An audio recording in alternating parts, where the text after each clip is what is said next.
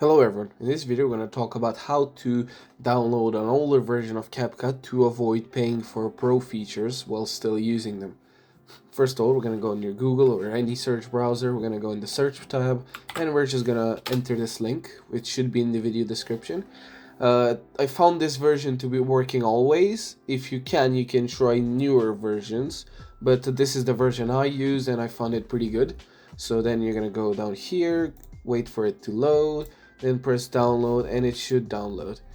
Once that is done, you're just gonna go through the installation process, through the setup, and you should be able to open the app. So now that we're in the app, we can go in this settings tab and we can see that we're on version 1.4.0, and if we go start creating, we can see that once we export or basically do any of the pro features that were already locked, you can see that most of them don't even have the pro version.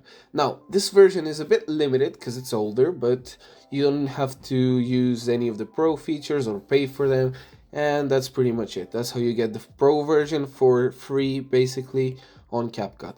Anyways, thanks for watching. Make sure to leave a like, share, and subscribe, and see you in the next one. Goodbye.